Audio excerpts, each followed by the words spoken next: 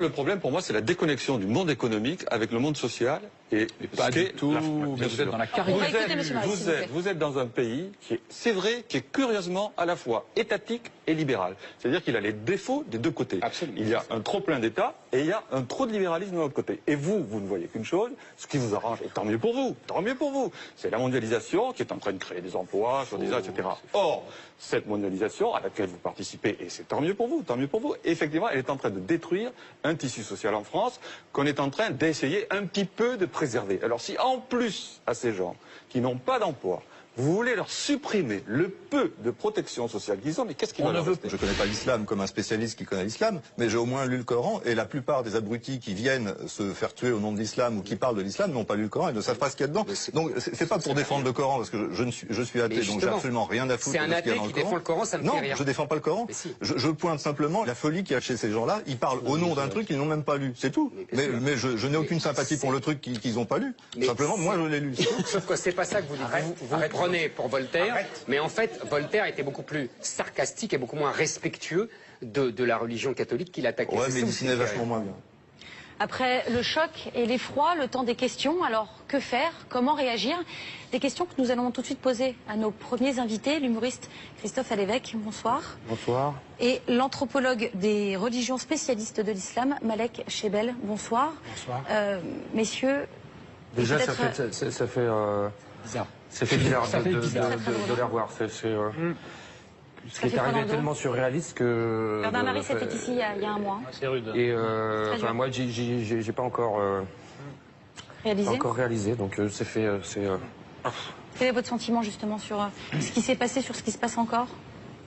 C'est... on vit dans un monde de fous. C'est moins qu'on puisse dire. Les humoristes, eux, toute la bande de Charlie, j'en connaissais beaucoup. J'avais vu T-News il y a pas très longtemps. D'ailleurs, on avait rigolé de la mort. On avait bu des coups, plusieurs. Et tant mieux d'ailleurs à la tienne, T-News. Et on parlait de ça justement, on parlait de la folie du monde. Et c'est vrai que les caricaturistes, les humoristes luttent beaucoup contre la connerie, la bêtise. Je crois qu'un nouveau combat nous attend, la folie. Mais il est sûrement plus compliqué. Malek Chebel, ce sont les musulmans de France qui vont payer? D'abord, je dois dire que Charles, je l'ai vu ici, sur ce plateau. La dernière fois que je l'ai vu, c'était ici. Deuxième point, la question que vous avez posée à mon camarade. Je pense que le meilleur hommage que nous puissions leur rendre, c'est de garder raison, de réfléchir, d'introduire un peu d'intelligence dans le propos, de voir plus loin, de voir ce que ça peut produire comme dégâts. Et précisément, les musulmans vont être pile poil dans l'œil du cyclone. Et donc, je voudrais leur dire, ne vous en faites pas plus que ça, si je puis dire. La nation française en a connu d'autres et elle saura se relever de cette situation de crise et amorcer un débat instructif, respectueux et tolérant. Qu'est-ce qu'elle vous inspire, cette notion de folie, Éric Nolot? Il nous oblige. Oui, moi, j'ai même du mal à parler quand Éric Zemmour. Écoutez, moi je crois qu'il faut essayer, je suis d'accord avec Malek Chebel, pour essayer de distinguer, c'est toujours comme ça qu'on y arrive, l'émotion et la raison. L'émotion, moi, je ne connaissais vraiment que Bernard Maris, qui était un ami personnel. C'est lui qui m'a fait découvrir Genevois, ceux de 14. J'avais des contacts réguliers avec lui. On déjeunait, on parlait de tout, de l'histoire, de l'économie, on s'engueulait. Donc voilà, c'était un de mes amis et j'ai du mal à le voir à la télévision et à me dire qu'il n'est pas là. Donc bon, oublions. D'accord. Essayons de faire le mur de Berlin entre mes sentiments, mes émotions et les analyses qu'on essaye de tenir. Si vous voulez, pour les autres, j'avais un rapport, je ne les connaissais pas, Wolinski, je ne vais pas dire que je connaissais Wolinski, Cabu, mais en fait c'est ma jeunesse, ces gens-là. C'est-à-dire que c'est les années 70, quand, si vous voulez, pour notre génération, et Nolo me confirmera, les dessins de Wolinski, c'était les bouquins de cul de notre époque. C'était la transgression de nos 14 ans. C'est-à-dire qu'on regardait Wolinski, on se disait, ah ouais, ça existe, ça existe. C'était ça pour nous. Donc j'ai jamais rencontré Wolinski, mais pour moi, c'était une espèce de grand frère qui me disait, tiens, tu connais pas ça, tiens, tu connais pas ça. C'était ça. Découvrir des choses. Voilà, c'est vraiment l'esprit des années 70, Wolinski. Et justement, c'est les premiers dessins qu'on regardait d'ailleurs en cassette. Mais oui, voilà. Et c'est les parents qui regardaient les dessins de Wolinski et nous on tombait sur les dessins de Wolinski. Exactement. On est d'accord, c'est toute une époque. C'est vraiment une époque très particulière. Bon, c'est une initiation, quoi. Et c'est pour ça que j'en arrive à alors moins d'émotion et plus d'analyse. En fait, qu'est-ce que c'est, Charlie? C'est là que ça va se gâter. Non, pas du tout. Tu vas voir. Mais il faut qu'on réfléchisse ensemble. C'est quand même. On est d'accord. Il va falloir réfléchir ensemble. C'est quand même révélateur. C'est quand même symbolique. Moi, je crois au symbole, que l'histoire est faite de dates, d'événements qui dépassent les événements et les êtres humains. Et là, qu'est-ce que c'est? Charlie Hebdo, c'est évidemment l'héritier d'Harakiri, c'est évidemment l'héritier de l'esprit de 68. Et c'est intéressant ce que dit Alévèque quand il dit le monde est fou. Moi, je ne pense pas. C'est-à-dire que, tu vas voir, je pense au contraire que qu'est-ce que symbolisait cette génération, cet esprit? C'est la tentative utopique, dans le bon sens et dans le mauvais sens du terme, l'utopie c'est toujours les deux, utopique de sortir justement de la folie des hommes et de la folie de l'histoire et du tragique de l'histoire.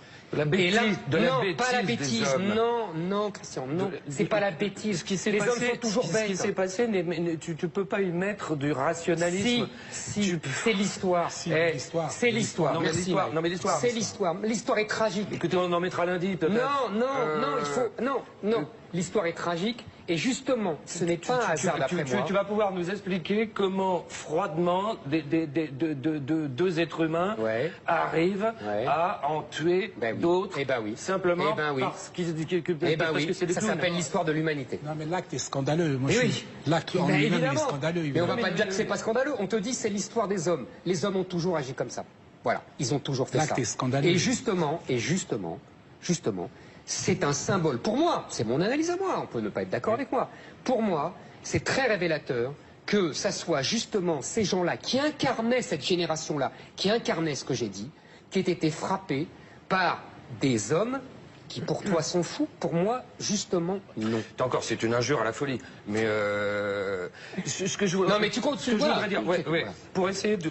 Moi, depuis cette histoire, moi, je faisais partie de cette famille-là. J'ai l'impression d'avoir perdu mes papis, mes tontons. Je reçois beaucoup de mails où gens compatissants, la plupart. Bien sûr. Et puis, beaucoup aussi, où j'entends... Mais ces mecs-là ont manqué de respect. C'est pas pour ça qu'ils méritent, attention. Voilà. Et des mails qui viennent de musulmans, de juifs ou de catholiques. C'est-à-dire qu'on a touché à quelque chose sacré. De sacré. Voilà. Et ce qu'il faudrait essayer maintenant, alors que c'est pas le rôle d'un humoriste, normalement, il n'est pas là pour s'expliquer. Ces gens-là, ce qui fait rire le plus un humoriste, c'est la mort. C'est le sujet le plus drôle. Parce qu'on désacralise. On est là pour aider tout le monde à mieux vivre avec l'idée de la mort. Si on se réveillait le matin en se disant, en ayant conscience de ça, on ne vit plus. Voilà. C'est pas pour ça que on ne respecte pas les morts. Charlie Hebdo, les caricaturistes, les humoristes, en général, sont en réaction à l'époque. Ils n'ont voulu, moi je les connaissais pour la plupart, manquer de respect à une religion, à qui que ce soit. Mais ça, les gens ne le... J'en suis sûr. Et quand moi je fais mon métier, c'est ça. Nous sommes en réaction. Que ce soit quand on entend, je vais vous prendre des exemples au hasard, là ils sont passés à l'acte, c'est violent, il y a eu un meurtre. Mais quand un extrémiste orthodoxe juif appelle à raser l'État palestinien, c'est violent. Quand on a le mariage pour... L'histoire est violente. Quand on a le mariage pour tous et que l'évêque de Lyon, dont je me rappelle plus le nom, appelons-le Monseigneur Saucisson, compare le mariage gay à de la pédophilie, c'est violent. Alors la seule différence, c'est que nous, en tant qu'humoristes, on ne peut pas laisser passer ça. C'est pas possible. Les caricatures de Mahomet, c'est en réaction à... Si rien ne s'était passé, si tout le monde vivait en équilibre, dans un monde de tolérance, de joie et de partage, il n'y aurait pas eu ces caricatures.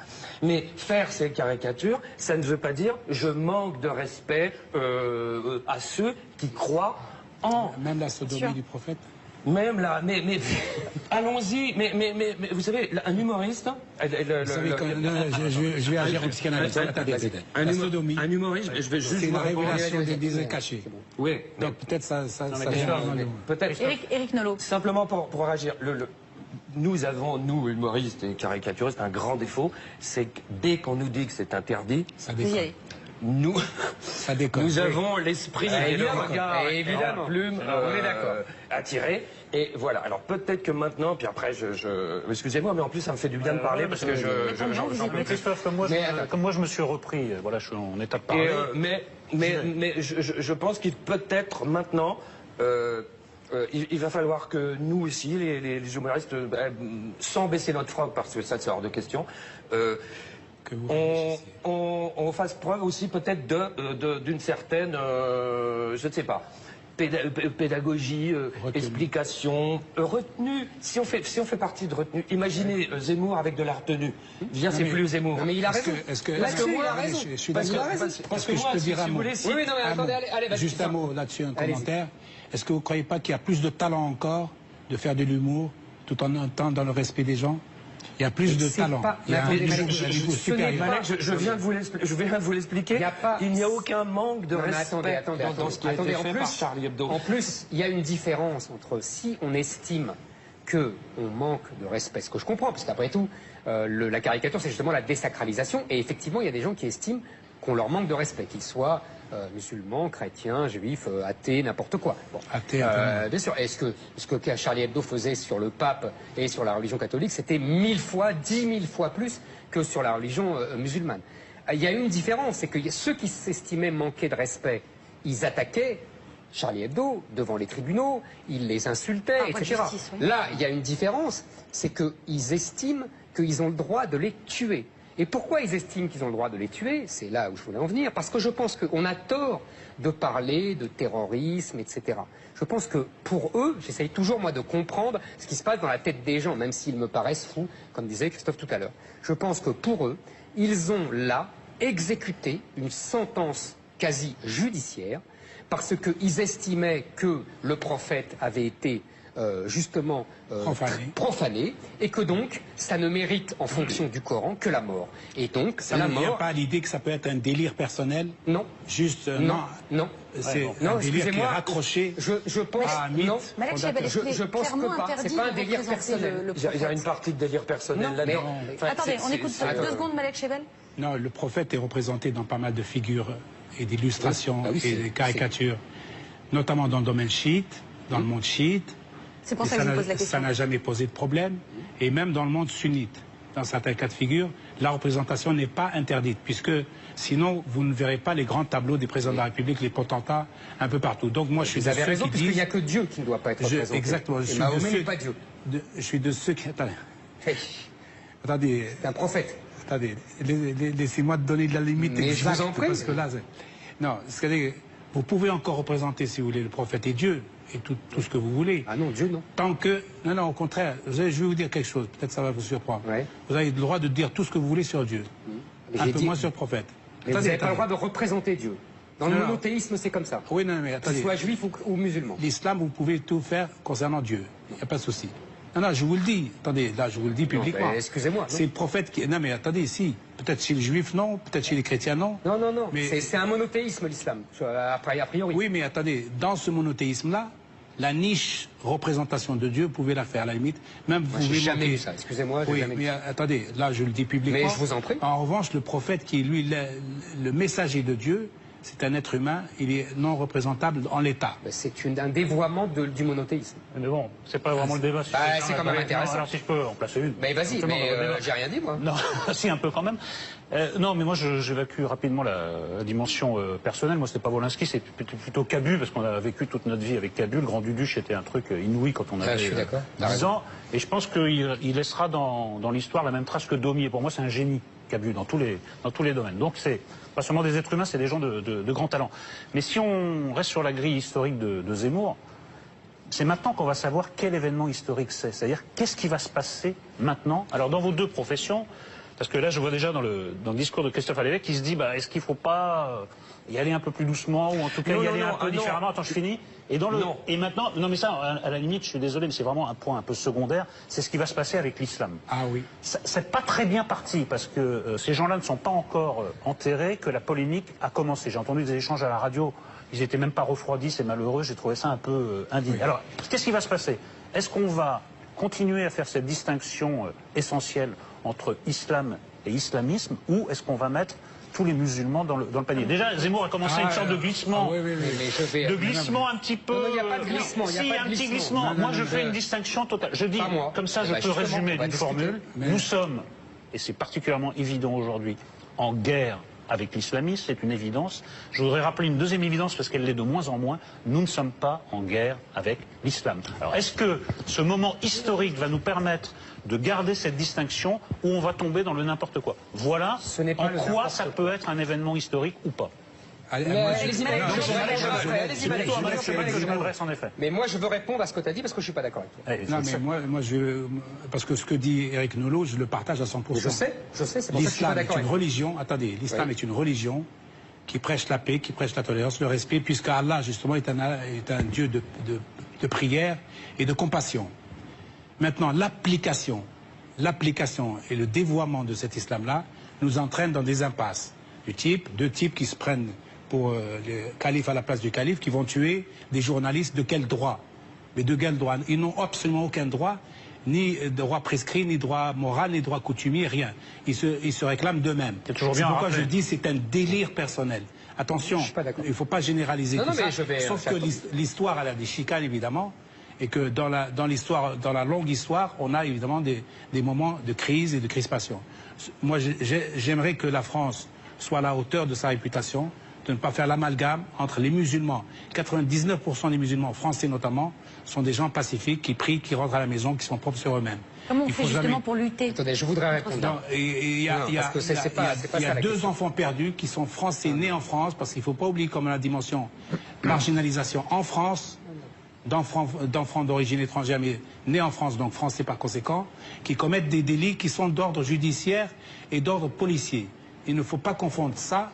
Ce sont des passages scandaleux. En se réclamant quand même d'autres. On peut quand même répondre. Malheureusement. Mais vous ne pouvez pas prendre la parole d'un dégénéré, d'un délinquant, d'un criminel, comme étant la parole représentative de tous les musulmans de France. On n'a jamais dit ça. Les musulmans sont scandalisés par ce qui s'est passé. Attendez, Les musulmans sont scandalisés par ce qui s'est passé. Attends, Eric, avant que tu parles, parce qu'en général, je sais que tu pars dans un tunnel. C'est toi qui as le plus parlé. C'est qui l'invité? Bah non. Bah non, je sais pas. Quand on était déjà chez Ruquier, à chaque fois qu'on lui coupait la parole, il faisait J'ai envie de vous entendre sur la réaction de... Mais vous allez m'entendre. Vous allez m'entendre si Christophe me laisse parler. Pour dire, juste, on a vu, dans je ne sais plus quelle émission, cette magnifique photo avec les représentants des trois religions, main dans la main, main sur l'épaule, etc. Ça ne fonctionne pas, ça. Hein. Bah, merci. Ce sont des officiels. Oui, mais ce sont des officiels qui donnent de l'espoir. Attendez, c'est quand même attendez, diminuer quand même. On va laisser terminer. Mais c'est très bien. La photo est belle. J'ai pas dit inverse. Voilà. La réalité, moins. Voilà, merci. Maintenant, ce que je ne comprends pas, ce que je n'ai jamais compris, moi qui suis un athée, voilà, revendique athée, c'est que quand nous, journalistes, humoristes, dépassons les bornes. Il m'est arrivé de me faire virer, moi, d'émissions de radio, de me retrouver au tribunal, voilà. Et pourquoi pas, c'est un débat, C'est ce que j'ai dit on tout à assume l'heure. ce qu'on dit. Voilà, absolument. Comme je le disais tout à l'heure, quand un religieux, soit rabbin, curé, imam, dit des choses, mais d'une violence inouïe, il reste toujours un imam, un rabbin ou un curé. C'est pas le débat, Christophe. Exemple. Mais C'est pas des rabbins qui ont tué les gens de Charlie Hebdo. non, mais Ni c'est- des mollahs, attends, ni attends, des- non, mais ce serait peut-être le début d'un commencement d'une solution, c'est que chacun fasse le ménage chez lui. Ben, on le fait. Alors, Chez les musulmans, ils le font tous les jours. je peux répondre à Malek quand même. Alors, et à Nolo par la même occasion. Ceux qui sont violents, excuse-moi, après j'arrête, on en a entendu plein, et qui sont là, et qui parlent, qui reparlent, et qui reparlent encore, et qui s'appellent toujours curé, imam ou rabbin. Il faut les virer. Eh ben, Je pense qu'effectivement, je ne sais pas comment ça peut se passer, comment ça peut se faire. Attendez, Mais il faudrait mais ils sont toujours là. Alors, je voudrais, donc effectivement, Nolo a posé le problème comme il fallait et Malek Chebel a répondu. Le islamisme. Historiquement et sémantiquement, islamisme veut dire l'islam. Au XVIIIe siècle, le mot est inventé pour attendez. arriver à dire comme non. christianisme et judaïsme, isme. Attendez, j'ai pas fini. Aujourd'hui, j'ai bien compris qu'on voulait faire un distinguo entre islam et On islamisme. n'a pas à le faire, il existe. Non, il C'est ça. n'existe pas. Laisse-moi parler. J'ai laissé parler tout le monde gentiment. Je t'en prie. Donc, gentiment, c'est beaucoup dire, mais... Très gentiment et très sagement, en tout Vas-y, cas. vas-y. Bon. J'ai plusieurs phrases. Je pourrais vous citer Bernard Lewis, grand spécialiste de l'islam, qui dit « L'islam en mouvement, c'est l'islamisme. L'islamisme, c'est l'islam historique et traditionnel. » Oui, mais c'est... Henri Boula, qui est un jésuite, dit, spécialiste qui a vécu en Égypte, spécialiste de l'islam, dit « L'islamisme, c'est l'islam à visage découvert. » C'est-à-dire que... Oui, mais attendez, Ah, c'est des non. références un peu... Non, mais je fais des références à des gens qui connaissent vraiment l'islam. contextuées. Qu'est-ce qui se passe? Oui, je vais contextualiser, vous inquiétez pas. Qu'est-ce qui se passe? Il y a le Coran. Le Coran, c'est la vie du prophète. Le prophète, il était à la Mecque d'abord, et il tenait un discours pacifique, de monothéiste pacifique. Ensuite, il est allé à Médine, où il est devenu un chef de guerre, et où il a fait la guerre à tous les polythéistes et à tous les juifs qu'il a massacrés, alors qu'ils étaient ses alliés auparavant. Il y a donc deux Mahomet, au minimum, le Mahomet pacifique et le Mahomet chef de guerre. Et le Mahomet chef de guerre, dans le Coran, il y a de nombreux textes pour dire il faut tuer un ceci, il faut tuer les associateurs, ça c'est les chrétiens, il faut tuer les juifs, etc. Alors vous allez me dire, c'est contredit évidemment par le prophète pacifique. On est tout à fait deux choses. La première, c'est qu'on ne peut pas dire que Mahomet était musulman, il était musulman à la Mecque et qu'il était islamiste à Médine. Ça, c'est pas possible.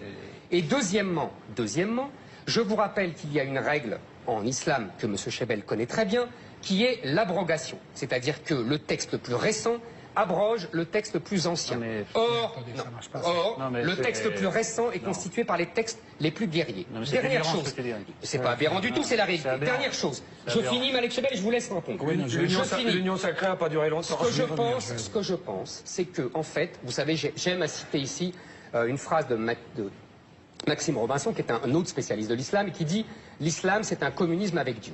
Je pense que l'islamisme, c'est un gauchisme, pour continuer la comparaison. C'est-à-dire qu'il n'y a pas une différence de nature, il y a une différence de degré. C'est-à-dire que comme le gauchisme, qui était un communisme impatient, un communisme beaucoup plus violent, ils ont les mêmes objectifs, mais ils n'ont pas les mêmes moyens. Et donc, évidemment, Écoute, Eric. la différence, elle est là. Écoute Eric, avant de répondre, avant de laisser répondre Malek, il y a quelque chose qui invalide ton raisonnement immédiatement. Eh ben, vas-y. Si ton raisonnement était juste, ça veut dire que dans mon quartier, qui est à forte minorité musulmane, je devrais croiser des gens qui me diraient uniquement, eh ben, félicitations aux assassins de Charlie Hebdo, parce qu'ils représentent l'islam. Les gens que je croise, ils me disent, ces mecs-là sont des fous, ces mecs-là Bien sont sûr. des martiens, ces Alors. mecs-là, on leur a lavé le sûr. cerveau et Ouais. on leur a rempli la tête Alors, de mon mer. cher, C'est-à-dire que leur vision de l'islam est à l'opposé des salopards qui ont tué Alors, le mon copain cher, de Charlie d'abord, Hebdo. moi, Voilà. je Il ne n'insulte représente pas personne. du Mais si, tout ce sont les- des salopards. Alors, mon Après, cher on peut les Nolo, acheter. mon cher Nolo, C'est mon cher d'ailleurs- Nolo, Ah, ça, mon c'est cher des Nolo. Et le policier qui a été abattu Mon comme un chien cher- sur le trottoir, mon cher il Nolo. s'appelait Ahmed. Mon cher Nolo, je C'est vrai. t'invite, puisque tu aimes les réactions, je t'invite à aller sur les réseaux sociaux. J'aime les raisonnements surtout. Moi aussi. Alors, Et je crois que j'en ai sur les fait un. réseaux sociaux. Non, Tu verras, c'est pour ça tu que vas je sur réponds. les réseaux sociaux. Non, mais ce que tu m'as dit là n'est pas un raisonnement. Il est une réaction, excuse-moi, émotionnelle. Ce sont des salauds. Ils ne représentent pas les musulmans. Ça, c'est de Ce sont l'émotion. des C'est pas du salauds. Ça, je raisonnement. le dis et je le maintiens. Et c'est oui. pas du raisonnement, ça. Ah oui. Et C'est un fait. je t'invite à aller sur les réseaux sociaux et à aller voir les réactions de nombreux musulmans qui disent, c'est les plus vindicatifs et les plus minoritaires, je vous l'accorde d'avance, qui disent c'est bien fait, ils n'avaient pas qu'à pas blasphémer. C'est relativement rare. C'est pas Et vrai. c'est relativement pas rare vrai. et réalisé Il par y en de a jeunes internautes. Oui, de jeunes, absolument. Très Il y a jeunes de internautes. nombreux jeunes internautes Les réseaux qui disent sociaux. laisse-moi finir, Mais c'est non, mais compliqué. c'est pas vrai, c'est pas possible. Si moi je te Tu- coupe pas non, la mais tu parole, peux- laisse-moi ne tu me peux coupe pas pas la dire- parole. tu peux C'est pas pas dire la les réseaux majorité, sociaux c'est pas depuis vrai. quand La majorité, je ne sais pas ce que c'est la majorité. Je ne sais pas. Mais depuis quand les réseaux sociaux La c'est majorité- un Ah non, source- alors justement, c'est ceux qui ont élu François j'allais Hollande. dire, au-delà des réseaux sociaux, de nombreuses informations m'arrivent, de professeurs, de directeurs d'école, parce que c'est ma chance, c'est que ma parole publique est souvent alimentée par des paroles privées de gens qui m'envoient des choses très intéressantes dans les écoles. Mais c'est filtré. Ils t'envoient porte-plaire. Non, pas du tout, ils me connaissent pas. Je ne les connais pas. Non, Et donc, Éric va recevoir des messages pour Éric Nolot. C'est compliqué, Moi, je vais hein. recevoir des messages. Alors, on peut pas terminé. laisser compliqué dire de ça, parler. c'est pas Bah si, parce que je dis la vérité, possible. évidemment, Non, c'est c'est compliqué. faux. C'est Et faux. il y a beaucoup de jeunes, vous avez tout à fait raison, de jeunes musulmans dans les écoles qui tiennent exactement le même discours de c'est bien fait pour eux, ou en tout cas, ils ont eu ce qu'ils méritent, ils ont blasphémé. C'est le délit de blasphème, que ça te plaise ou non, qui est dans le Coran, et qui pour de nombreux musulmans doit être appliqué strictement. C'est une Malek Chebel, religion votre réponse. tellement normale, l'islam, qu'il y a même des cons comme dans toutes les religions. Et ces mecs-là sont des Exactement. cons. Alors, Voilà. est-ce que je peux répondre à Eric? Bien sûr, Mais bien je sûr, vous on en vous prie, écoute, Malek, mais Malek Chebel. essayez de monter le niveau, parce que là, c'est lamentable.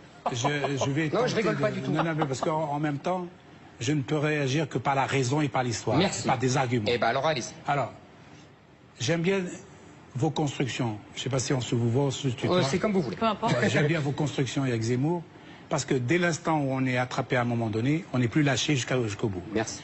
C'est un J'aime bon bien compliment que vous me faites. C'est un Merci. compliment, mais sauf que Paradoxal. paradoxal un peu, Bah, c'est hélas, important. sur l'islam en tout cas. Je vous écoute, je vous Alors, écoute. vous me citez Lewis, Rodinson dans des contextes et dans des ouvrages très intéressants. Rodinson communiste, etc. Lewis, historien anglais. Absolument. Bon, je vous signale quand même que cette pensée buvard, si je puis me permettre, ne marche pas. C'est-à-dire Votre pensée, Oui. pensée buvard, parce que vous attrapez des informations d'un peu partout, Eurabia, Lewis, comme ça que je me suis Rodinson. instruit, Attendez, excusez-moi. le Coran première version, le Coran deuxième version, c'est une construction d'islamologues occidentaux. Oui. Je peux vous dire que pour les musulmans, il y a un seul Coran. Ah ben je suis d'accord avec vous. Un seul Coran. Bah, dites-lui à Nolo, et il un comprend Coran pas de ça. paix. Non, mais Je un comprends Coran de très bien. paix. Non, c'est pas un Coran de paix, il y a Attendez, tout. permettez-moi que je vous Il dise, y a abroger, les versets abrogés, les versets Oui, abrogeants. oui. Ça n'a existé que sur un seul cas, et qui n'a rien à voir avec les affaires humaines. L'alcool. Non, pas du Ah tout. bon Pas du tout. Parce que L'alcool moi est j'ai dans le lu Coran. sur l'alcool. Non, non, pas du tout. C'est pas. Alors, ceux qui ont abrogé, c'est des idiots. Fini. J'ai traduit le Coran, donc je sais exactement de quoi je parle. Les versets abrogés, les versets abrogeants. Ça s'est passé une seule fois concernant tout simplement le fait que les versets coraniques n'aient pas été édictés directement par Dieu, mais par Satan, sur un seul cas. Et le prophète a décidé d'abroger ce verset-là qui ne connaissait pas.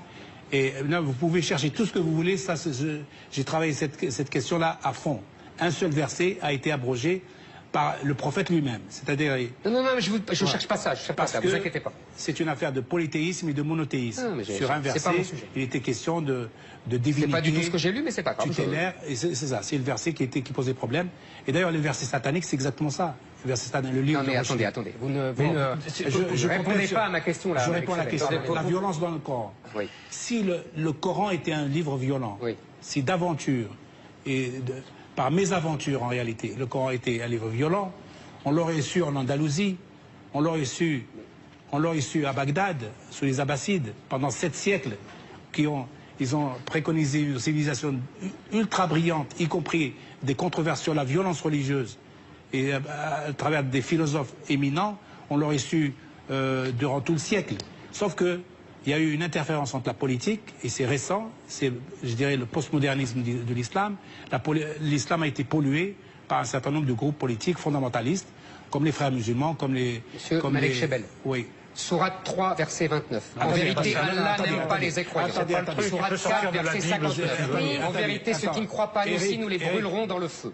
Sourate 8, verset 57. En vérité, les pires des bêtes aux yeux d'Allah sont ceux qui sont incroyants. Sourate 9, verset 29. En vérité, tuez tous ceux qui ne croient pas en Allah. Sourate 4, verset 150. Nous avons préparé pour les incroyants un supplice. Le débat, c'est que moi, j'en ai des dizaines. Eric, jusqu'à mon dernier souffle, je refuserai le syllogisme que vous voudrez. Vous pouvez sortir autant de versets que vous voudrez. Ici, c'est décontextualisé. Oui. Le travail de... Non, attendez, vous avez tout à fait raison. Oui, bien sûr. C'est comme la Bible, c'est comme... Non, c'est pas comme les... Et si, et si, c'est pas comme les évangiles. C'est comme la Torah. Ou comme les On est évangiles. d'accord. comme la Torah. Oui, on est d'accord. Il y a certaines allégories. Bien sûr, évidemment. Mais c'est décontextualisé. On va terminer. Dès l'instant où vous décontextualisez au niveau de la théorie psycho-historique, psychocritique et historique, dès l'instant où vous ne contextualisez pas et vous sortez les choses de leur contexte, d'entrée de jeu, Éric Zemmour, vous n'avez pas raison. Vous n'êtes peut-être pas tort, mais vous n'avez pas forcément Monsieur raison. Chebel, une phrase. On peut tout, vous avez tout à fait raison, contextualiser, ça veut dire remettre dans le contexte de l'époque. Historique. Tout historique. À commencer Tout à par fait, qui étaient les guerres, historique. je suis d'accord avec vous. Oui. Sauf que vous ne résolvez pas ainsi un autre problème, Lequel? et vous le connaissez par cœur. C'est que le Coran est la parole incréée de Dieu. Que contrairement aux évangiles où c'est Saint Paul et où c'est les évangélistes, contrairement à la Torah où c'est Moïse et après c'est les talmudistes qui parlent, ce sont des hommes. On peut interpréter des hommes, on ne peut pas interpréter Dieu. Et le problème du Coran, c'est que c'est la parole incréée de Dieu. Ça fait des siècles pour les musulmans. Dernier mot de Alex Chebel. Pourquoi le prophète Mohammed existe? Attendez. Un dernier mot et on Pourquoi le arrête après. prophète Mohammed existe? Pourquoi il a existé dans l'histoire? C'est l'intermédiation entre Dieu et les hommes. Oui, absolument. Le Coran auquel on ne touche pas, c'est le Coran incréé qui est à côté de Dieu. Voilà. Sauf que il y a des philosophes musulmans, figurez-vous, qui ont précédé Zemmour, qui m'ont précédé, qui s'appellent les Mu'tazilites, qui ont défini un cadre dans lequel on peut discuter d'un Coran ici et maintenant, qui s'appelle les Mu'tazilites. Vous savez que vous êtes ultra minoritaire sur cette ligne, vous le savez. Dès l'instant où ça existe, ça veut dire que le problème est en moitié résolu. Je vous dis que il y a le prophète qui, lui, est le traducteur, le meilleur traducteur d'un Coran qui est ce qu'il est, sur lequel on ne discute pas, mais en tout cas l'application, elle est au niveau ce qu'essaie de faire Éric Zemmour, je le regrette, parce que moi je m'y opposerai toujours, c'est un syllogisme. Islam égale islamisme, islamisme égale terrorisme, exactement. Donc islam égale terrorisme. Absolument. Ben moi je vous dis jusqu'à mon dernier souffle, je refuserai, en plus c'est vraiment pas un argument intellectuel digne de toi, de céder à ce syllogisme absurde. Je ne parle pas de terrorisme. Absurde. Je ne parle pas de terrorisme. Mais si, ça mène là. Il n'empêche que ceux qui tuent partout dans le monde, en France, en Europe, dans les pays là en Australie, ce qui s'est passé, partout, sont des musulmans et ce définissent les rapports. Ils se revendiquent en charge par des idéologues qui se revendiquent de l'islam. Excusez-moi, ils se revendiquent de l'islam. Non, c'est une manipulation. C'est pas pareil. Un dernier mot, Christophe Alévêque, un dernier mot. C'est pas de ma faute. Dernier mot, moi j'avais commencé l'émission en parlant éventuellement de pédagogie, d'éducation. Les sociétés évoluent. Peut-être qu'il serait temps que les religions évoluent aussi. Et Qu'elles vous entendent. les religions, qui font beaucoup de dégâts. C'est vrai, surtout chez les jeunes. Pourquoi? Parce que la plupart sont ignorants. Non, parce qu'il y a une quête identitaire que nos sociétés ne donnent plus. Oui, mais ça, après, si on peut aller plus profondément, non, c'est pas le Voilà. chômage. On vous laisse terminer. Si on veut, parce que là maintenant, il faudra peut-être quand même qu'on arrive à se parler, à s'entendre, que les... Oui, non, mais là, c'est... Je veux dire, il y a certains... Mais c'est pas parce qu'on n'est pas d'accord qu'on se parle. Non, mais je comprends, mais... On a le droit de ne pas être d'accord. Arriver à se parler, On peut pas défendre la liberté d'expression et refuser qu'on se parle. arriver à trouver une solution commune. On parlait tout à l'heure, c'est vrai qu'on entend souvent, il y a des traductions, alors ça c'est dans le Coran, non, ça y est pas, mais moi je l'ai vu, moi je l'ai pas vu. Peut-être que vous, Malek, d'autres, mettez-vous d'accord sur une version. Je suis un utopiste, mais j'ai toujours été un utopiste. Mais on l'a la version. Mais sur une version, et surtout une interprétation de cette version que les jeunes qui voient des allégories, qui voient des phrases qui peuvent Engendrer sortis de leur différents contexte, sens. engendrer différents sens, que eux Comprennent exactement le sens. C'est un travail qu'on fait depuis un siècle. Oui, mais qui mandat mène à étant- rien. Parce que vous êtes Mais il faut- ultra minoritaire, Malek il faut Chebel. le continuer. Vous êtes de bonne foi, mais vous êtes ultra Non, mais minoritaire. Et attendez. vous le savez très bien. Peut-être je suis ultra minoritaire en nombre. Les Oui. idées, Ah bah oui, idées en nombre. circulent. Ah bah c'est oui, mais, les idées, Et c'est le plus peut-être important. calment le jeu. Vous n'en Merci savez beaucoup. rien. Merci beaucoup, messieurs. Merci Christophe Alévèque. Plus que jamais, hein, vous continuez vos spectacles partout Oui. en France. Malek Chebel, je rappelle le titre de votre prochain ouvrage, L'inconscient de l'islam, qui paraîtra Il donc répond à toutes ces questions. en et, plus. entre autres, le 15 janvier au CNRS Édition. Merci beaucoup, Et pour répondre à messieurs. vraiment le dernier mot, Bien sûr. non, je me pose des questions, mais je ne changerai pas une virgule et un mot Bien. à mes textes. Parfait. Tant mieux, on viendra vous Nous non applaudir. Avant d'accueillir notre grand témoin, Michel Onfray, une autre réaction dans Zemmour et Nolo, celle de l'éditorialiste Franz-Olivier Gisbert. Regardez. Qu'est-ce qu'ils ont voulu faire? Ils sont attaqués, ils ont un symbole de la France, symbole de l'esprit français. L'humour, la dérision, la liberté d'expression. Et c'est pour ça qu'il faut tenir, c'est pour ça qu'il faut résister. C'est pour ça qu'il ne faut pas céder face à ça. Et c'est pour ça d'ailleurs que Charlie Hebdo doit continuer à sortir. C'est important. C'est notre identité. Ils sont attaqués à notre identité. C'est pour ça que je pense que le traumatisme que nous vivons là en ce moment, il n'est pas fini, vous verrez. Il y aura des queues de comètes, ça va durer longtemps. Parce que ce qu'ils ont fait là, en tuant les meilleurs caricaturistes français, les meilleurs, c'est quelque chose qu'on n'oubliera pas de sitôt. C'est énorme, c'est un événement énorme. Et je pense que la seule réponse, c'est la résistance. Michel Onfray, merci beaucoup de nous avoir rejoints. Une réaction, votre sentiment sur ce qui s'est passé mercredi, sur ce qui se passe encore aujourd'hui? Je trouve qu'on est beaucoup dans le compassionnel et que le travail du philosophe, c'est d'aller au-delà du compassionnel. Donc je conçois que tout le monde soit triste, malheureux, qu'on préfère la liberté de parole, la liberté d'expression plutôt que la tyrannie, la dictature. Enfin bon, on est dans des lieux communs compassionnels, tout le monde s'appelle Charlie, etc. Bon, tout ça c'est bien, mais le propre du philosophe, c'est la fameuse phrase de Spinoza qu'on enseigne à nos élèves en classe terminale, ni rire ni pleurer, mais comprendre. Trop d'émotions dans tout cela? Oui, bien sûr. Enfin, pas trop. Je veux dire, chacun son travail. Les journalistes fonctionnent à l'émotion, pas à l'intelligence. Les journaux Ça fonctionnent... dépend qui. Non. Les journaux coûtent très cher et il faut les vendre. Et on vend avec de la passion, avec de l'émotion, mais pas avec de l'intelligence. Pas avec... c'est vraiment, on veut réfléchir, il faut mettre en perspective ce qui a eu lieu avec ce qui se passe depuis des années. Ce que fait Éric Zemmour dans son travail, et ce que plus personne ne fait parce qu'on n'est plus dans l'histoire. On n'a plus le sens de l'histoire, on ne sait plus mettre en perspective les choses, et on se dit, regardez les barbares, ce qu'ils font, point à la ligne, c'est pas bien. Je voudrais juste dire que depuis 1983, depuis que Mitterrand s'est converti au libéralisme, il lui a fallu, pour se distinguer de la droite, qui elle prétendait aussi au pouvoir, laisser croire qu'il était différent.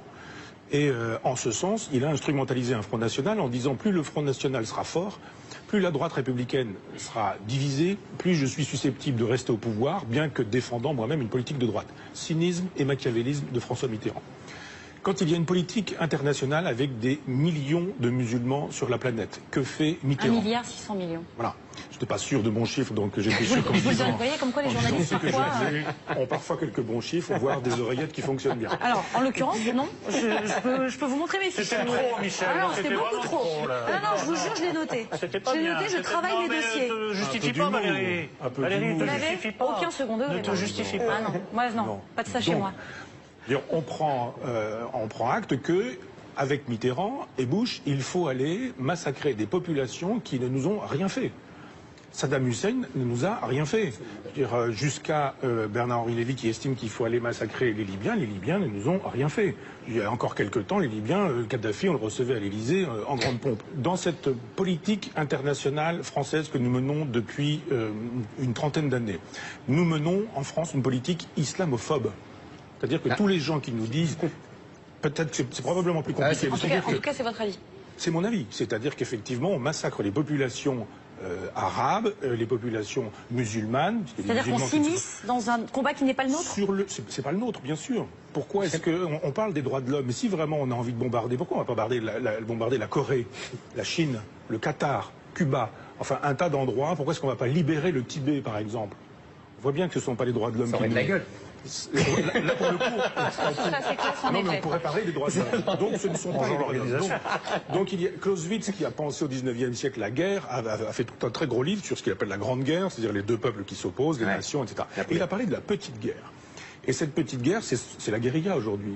C'est-à-dire que Hollande s'en va dépêcher dans le golfe Persique un sous-marin, un porte-avions, des avions, enfin toute la stratégie. Pourquoi faire? Quand on sait aujourd'hui que deux individus qui, avec 2 Kalachnikov et 3 voitures volées, mettent la France à genoux. Ça veut dire que cette petite guerre dont nous prétendons aujourd'hui qu'elle est une barbarie, c'en est une si l'on veut être dans le compassionnel et dans la morale moralisatrice. Mais si on fait de la politique, on se dit, cette guerre, elle est menée par des gens, c'est le faible au fort, sauf que le fort et le faible, tout ça s'inverse aujourd'hui, et on le voit bien. Est-ce que c'est vraiment ça le débat, Michel? Michel Onfray, excusez-moi. C'est ma réponse. Non, mais, Moi, je vais vous répondre. La question d'Éric Nolot, deux petites secondes. Non, parce que vous parlez de mise en perspective et de tirer les leçons de ce qui a été fait ces dernières années. Si on reprend votre comparaison, je crois que Zemmour l'a fait aussi, entre ce qui s'est passé mardi dernier et le 11 septembre. Le 11 septembre. Il y a eu en commun une réaction émotionnelle très forte, union de la nation, bon très bien. Ensuite, il y a eu malheureusement ce qu'on observe, c'est-à-dire des exactions contre les musulmans. Je me souviens qu'aux États-Unis, ils avaient tué un type en turban parce que dans l'esprit dérangé du mec qui disait un mec en turban, ça doit être un musulman. Le type, il avait des notions un peu vagues du truc. Et ensuite, le dernier point, ça a été, en effet, on attaque l'Irak, on attaque tel pays, voilà, l'Afghanistan et l'Irak. Nous, on en est là. À votre avis, qu'est-ce qu'il faut faire? Moi, c'est ça le débat. C'est qu'est-ce que vous préconisez maintenant? Ça peut pas être de réattaquer l'Irak, ça peut pas être d'attaquer l'Afghanistan. Qu'est-ce que vous préconisez? Alors, pour moi, c'est le sujet. Qu'est-ce que la France va faire, doit faire et va devenir? Deuxième question. La première, effectivement, je répondais à cette question. Je contextualise en disant, pour comprendre ce qui a lieu tout de suite, plutôt que d'être immédiatement sur l'affaire et dans le compassionnel, pensons en termes historiques et faisons de la géostratégie. Maintenant, j'entends bien votre question. La question est, quand on est allé au fossé, qu'est-ce qu'on fait pour ne pas aller au fossé? Sauf qu'on y est au fossé. On y est au fossé. Alors, on en sort comment? Alors, c'est difficile sous la pression de réagir en disant tout de suite on enlève nos troupes. Ça veut dire que 2 Kalachnikov ont raison de la politique nationale française. Ça ne peut pas se penser comme ça. Ça me paraît évident que ça n'est pas possible.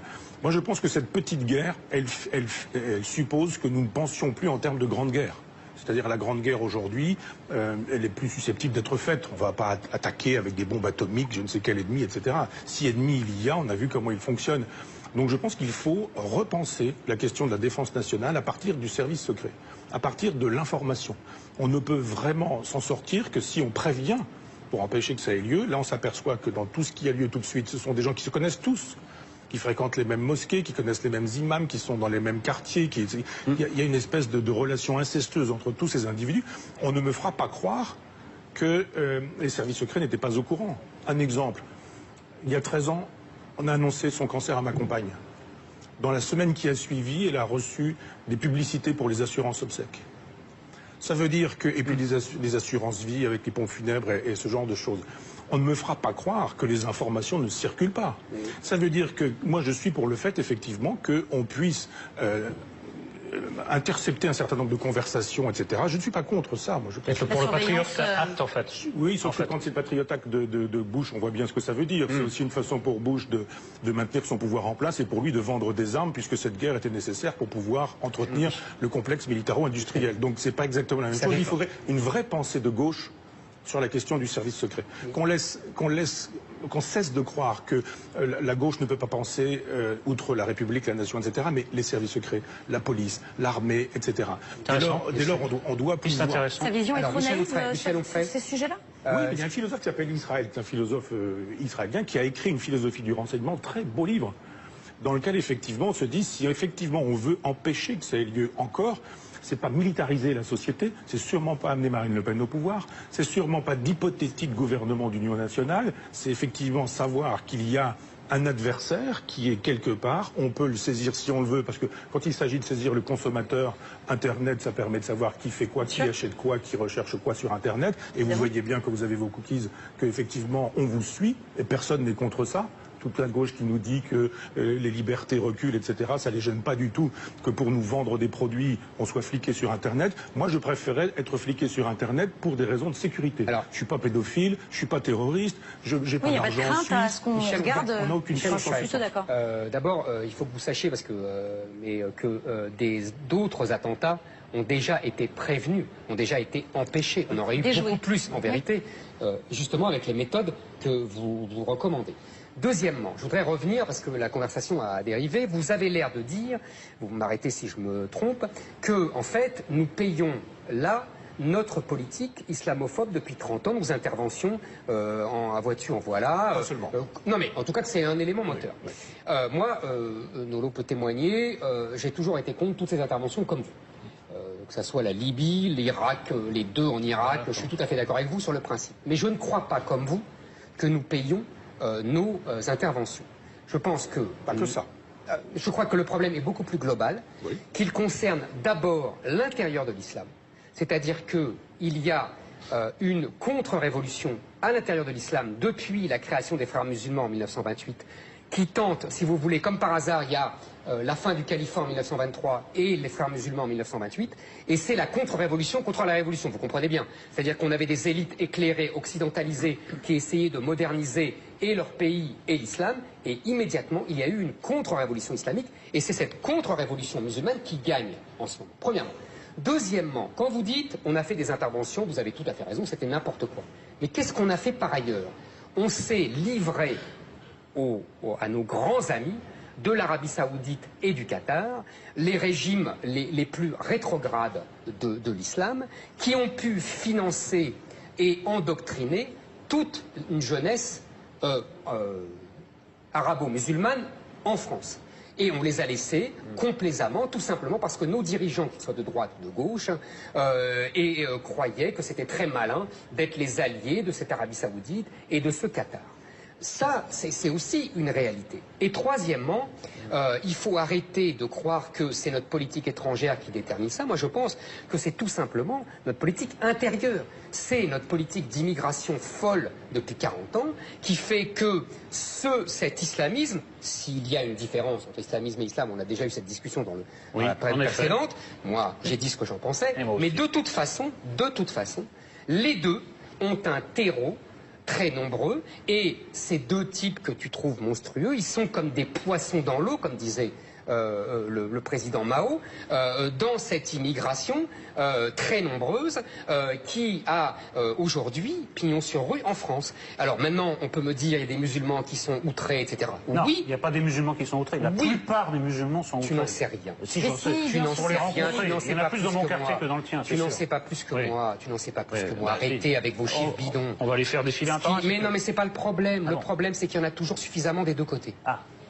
Voilà. Alors, donc, si vous voulez, le problème, je pense, de la France, c'est ça. C'est sa politique d'immigration et c'est l'évolution de l'islam lui-même. Alors, vous avez raison, quand j'ai dit ça, politique étrangère, j'ai pas tout dit. Si on parle de politique intérieure, et je pense que vous avez raison, c'est majeur aussi, et je continue sur ma lancée, je pense que Mitterrand ayant eu intérêt à instrumentaliser le Front National, il avait besoin aussi d'utiliser les populations immigrées comme il les a Là, utilisées. je vous suis. Avec une paupérisation terrible. Ben si, on dit, vous l'avez dit et vous vous êtes fait taper sur les doigts sur ça aussi. Je veux dire, sur les populations carcérales, 60% de musulmans. Vous avez vu, maintenant c'est un rapport parlementaire officiel. C'est pourquoi effectivement on peut utiliser le chiffre. Mais on voit bien pour quelle raison. C'est-à-dire que il y a une première génération qui est arrivée, que le capitalisme a exploité parce qu'ils sont arrivés en France, on a dit... Classique. Voilà. Immigration classique. Absolument. Donc on les utilise, on les paye pas cher. Exactement. Et ils ont, avec eux, de toute façon pour les défendre, un PC qui existe. Une CGT qui existe, et qui sont des PC et des CGT dignes de ce nom à cette époque. Absolument d'accord. Et donc, quand effectivement Mitterrand plume la volaille communiste, et que le PC descend à 2%, et que la CGT cesse d'être communiste, et qu'elle veut être socialo-compatible, et qu'on voit ce qu'elle permet, effectivement, ce prolétariat qui n'est plus syndicalisé ni politisé, les banlieues cessent d'être communistes, et surtout, il y a une nouvelle génération qui arrive. Voilà. Cette nouvelle génération, elle connaît le chômage, misère, pauvreté, pas de travail, pas d'embauche. C'est-à-dire que Michel, quand vous retrouvez... soit dit en passant, le regroupement familial, c'est pas une idée de Mitterrand. Hein. Non. C'est une idée de Giscard. Non, c'est une idée de Giscard. C'est une idée libérale. C'est une idée libéralo-humaniste, on dira. Oui, bah donc de droite et de gauche, les Maastrichtiens... Là, je suis d'accord. Non, mais dans le grand complot mitterrandien, je note que le regroupement familial, qui est un point très sensible, c'est plutôt... Sauf que même tout mon à fait... problème à moi qui suis de gauche, c'est la gauche. Ouais. C'est pas que la droite pense comme elle pense, parce qu'on sait comment elle pense. En l'occurrence, elle a fait de l'humanisme soi-disant de gauche. C'est pas ce qu'il fallait faire. Ah, mais je suis bien, c'est pas à moi que vous allez le dire. Justement, la gauche aurait dû avoir le souci de cette immigration et surtout des enfants de cette immigration? À qui on a proposé des diplômes qui ne servaient à rien, des formations qui ne servaient à rien pour aller au chômage, misère et pauvreté, alors que c'était beaucoup plus facile de faire du petit business, de drogue, de voitures, de téléphones volés, etc. Mais Michel, normalement, dans l'histoire de la France et dans l'histoire de l'immigration depuis 1860, parce que vous savez que contrairement à ce qu'on dit toujours bêtement, la France n'est pas un pays d'immigration. Elle est d'immigration depuis 1860. Mais vous savez bien aussi que normalement, quand il y a crise économique, vous avez tout à fait raison, quand il y a croissance, le patronat se sert des immigrés pour casser les salaires des locaux, on est tout à fait d'accord, et donc c'est comme ça que ça se passe. Mais à partir de 1974, la folie du gouvernement Giscard-Chirac, c'est d'avoir fait venir le regroupement familial alors que nous étions en crise économique. Si vous voulez, normalement, la République renvoie les étrangers qui sont au chômage parce que justement on ne peut plus leur donner de travail. Là, non seulement on ne les a pas renvoyés, mais on a fait venir leurs enfants. C'est pas l'immigration le problème, c'est l'intégration des populations immigrées. Mais ce n'était pas possible. C'est pas qu'ils viennent, c'est qu'on leur donne des conditions d'accueil terribles en les laissant venir. Elles sont pas si terribles que ça. Elles sont pas si terribles que ça par rapport à l'endroit d'où ils venaient. Ah, sûrement, bien sûr. Ah oui, mais c'est ça qui est important pour eux. Ah bah oui, pour eux c'est le seul point de comparaison. Ah bah oui. On va pas les mettre dans les appartements de l'avenue Foch. Vous parliez de la gauche d'hier et la gauche d'aujourd'hui. Qu'est-ce qu'elle vous inspire? Il y a deux gauches aujourd'hui, enfin au moins deux gauches. Il y a une râle qui gouverne indistinctement depuis justement 83. Hollande, Sarko, c'est la même chose. Chirac, Mitterrand, c'est la même chose globalement. On voit pas trop ce qui les distingue. Cette gauche libérale, elle joue sur la théorie du genre, le mariage homo, l'adoption, etc. pour dire vous avez vu, on est vraiment très distinct de ces gens-là, pendant que vous nous laissez faire nos affaires en disant le peuple n'a pas voulu du traité européen. Pas grave, on change 3 virgules, on dit c'est un autre traité, on passe au-dessus de la tête du peuple et puis on dit vous l'aurez quand même. Et Hollande et Sarkozy disent voilà, vous l'avez quand même et c'est quand même comme ça que ça se passe. Donc effectivement, cette gauche-là, les gens ont compris, moi j'ai compris, dès Maastricht j'ai voté non, hein, mais les gens ont fini par comprendre que Maastricht c'était effectivement le truc qui permettait de faire avaler du libéralisme à la droite et à la gauche. Il nous reste parce que préciser effectivement que la droite gaulliste n'était pas du tout. Bien sûr. Il n'était pas du tout. C'était la grande spécificité française. Absolument. Mais d'ailleurs, Chirac était plutôt séguiniste avant qu'il ne comprenne que pour des raisons de politique politicienne, il ne serait soutenu internationalement qu'il devenait défenseur de l'Europe et il s'est converti. Voir l'appel de Cochin qui montre très bien comment les choses se sont passées à cette époque-là. Cette gauche libérale n'est pas la mienne, je ne suis pas un libéral. Donc il n'est pas question pour moi de voter pour le programme de Sarkozy quand c'est Hollande qui le présente. Et puis il y a une deuxième gauche qui est plutôt la mienne, qui est la gauche antilibérale, qui est plutôt celle de Mélenchon, et je souscris beaucoup à Mélenchon, y compris sur son programme, surtout sur son programme de politique intérieure. Simplement, j'estime que quand tout le monde nous dit que c'est pas bien de tuer des journalistes, ça me paraît bien qu'on puisse le dire encore, mais que sauf que ce sont les mêmes qui nous expliquent que Robespierre c'est bien. Donc je ne peux pas imaginer que quelqu'un nous dise que le modèle dans l'histoire, c'est un terroriste qui via la guillotine coupe la tête des gens qui ne sont pas d'accord avec eux, qui s'en viennent nous dire qu'il ne faut pas... Non mais Michel, là il y a un problème parce que vous devriez faire la balance en vous disant, bon, effectivement, il y a ce côté Robespierre, il y a même d'autres choses, le soutien à des régimes quand même pas très recommandables. Bien sûr. Enfin, vous vous dites, voilà, tout bien pensé, est-ce que je préfère pas, c'est des références douteuses de M. Mélenchon, à la gauche libérale? Parce que vous, à chaque fois, moi je vous suis, je suis 100% d'accord avec vous, puis à la fin vous dites, de toute façon, rien ne me va. Non, ni cette gauche antilibérale, ni cette gauche libérale. Oui, mais bon, à ce moment-là... Mais c'est ma gauche libertaire à moi. Oui. Ma réponse, c'est que c'était le troisième temps. Il n'y a aucun débouché politique. Si, il y a des débouchés politiques, parce que pour le coup, la gauche libertaire à laquelle je songe, c'est pas la gauche des bobos. Hein. Pour moi, libertaire, c'est pas... Ça n'a rien à voir avec la libéralisation du pétard. Mais politiquement, c'est quoi? Oui, c'est ça ressemble à quoi? C'est tout le mouvement social qui est invisible, qu'on ne voit jamais, qui n'est jamais invité, mais qui fait des choses sur les plateaux ou dans etc. Il y a une émission de Philippe Bertrand, très bonne à France Inter, tous les matins, tous les midis, peu de temps avant 13h, où tous les jours on fait parler des gens qui sont dans des associations. Voilà. Des associations, des coopérations, des mutualisations, des gens qui sur le terrain font la politique de gauche. Alors c'est pas brillant, c'est pas extraordinaire, il y a des ouvriers qui rachètent leurs usines, etc. Alors évidemment, ça permet pas de faire des plateaux de télé où Mélenchon engueule Marine Le Pen et ce genre de choses. Mais ces gens-là pourraient se constituer en parti. Vous avez raison, c'est là la limite de la gauche libertaire. C'est qu'elle n'est pas assez mutualisée, elle n'est pas assez n'est pas assez audible. Est-ce que vous n'êtes pas en train de tomber c'est un mythe de la gauche classique, c'est le mythe de la gauche fourriériste, quoi, proudhonienne, qui en fait a toujours perdu toutes les guerres. Et même quand on a l'impression qu'ils vont les gagner, ils trahissent et ils deviennent des notables bourgeois. Pourquoi pas les... Je pensais de soi, les notables 68 heures, c'est pour ça. Et on avait l'impression qu'ils étaient sur votre ligne et en fait c'est devenu des notables bourgeois. Vous avez raison, simplement il faudrait faire l'histoire du massacre de cette gauche-là. Ça commence avec la Commune. Mais parce qu'elle est tuée, c'est ce que j'allais vous dire, elle est tuée toujours par la gauche. Moi, Elle est tuée par la gauche, vous êtes d'accord avec moi? Oui, c'est sûr. Toujours. Mais moi, les journées de juin 48, la Commune, c'est toujours la gauche qui tue cette gauche-là. L'obsession de la gauche antilibérale, c'est Robespierre, la terreur et 93. Et je dis, mais pourquoi on n'entend pas Mélenchon, que j'aime bien par ailleurs, mais nous défendre la Commune? La Commune brûle la guillotine. C'est pas la même chose. La Révolution française met la guillotine au centre de la cité en disant « et on décapite à tout va », je ne veux pas de cette gauche-là. On comprend bien pourquoi vous êtes un philosophe et pas un homme politique, parce que vous ne pouvez pas arriver, en mettant que vous briguiez, je sais pas moi, dans un moment de délire, la présence de la République, en disant moi mon programme, vous comprenez, c'est la Commune parce qu'elle a brûlé la guillotine. Il faut quand même qu'il y ait une application dans le champ réel pour les gens, parce que les gens de gauche, ils vous écoutent, ils vous respectent, je trouve très estimable ce que vous dites, mais comme ça n'a aucun débouché politique d'aucune sorte, c'est même désespérant. Si, il y en a un, quand je parle de Proudhon, il y a plusieurs Proudhon, il y a au moins 2 Proudhon, il y a celui de qu'est-ce que la propriété, et puis il y a le dernier, celui de la théorie de la propriété. Proudhon défend l'État. Donc on dit anarchiste, il n'aime pas l'État, etc. Proudhon défend l'État. Ah oui? Oui, défend l'État. Alors vous me montriez ce texte-là, alors. Théorie de la propriété. Ah, très bien. Ouais. Et Proudhon nous dit, bon, sur l'État, finalement, l'État peut exister comme une garantie de l'autogestion. C'est-à-dire on mutualise, coopération, etc. Et l'État, il existe, mais en même temps, il rend possible ce qui permet la négation de l'État. Mais il faut ne pas viser la disparition de l'État. Vous êtes même presque gaullien, parce que c'était la participation du général de Gaulle. Mais de Gaulle était proudhonien. Mais je sais. Oui, mais il était aussi très dirigiste. Vous savez bien, c'est là où Nolo n'a pas tout à fait tort. Le de Gaulle de 68 sur la je sais, participation, vous savez je sais bien, je l'ai écrit. Quand il prévoit ce référendum qui va très à gauche, la droite dit il ne faut pas que. Ben, il le tue d'ailleurs, la droite le tue. Absolument, c'est Lacouture qui rapporte dans la biographie de Gaulle qu'un certain Pompidou dit à l'époque il est devenu fou en faisant ce geste. Giscard qui dit oui mais. Sous-entendu, on ne veut pas de cette gauche-là. Parce que ça, c'est les patrons.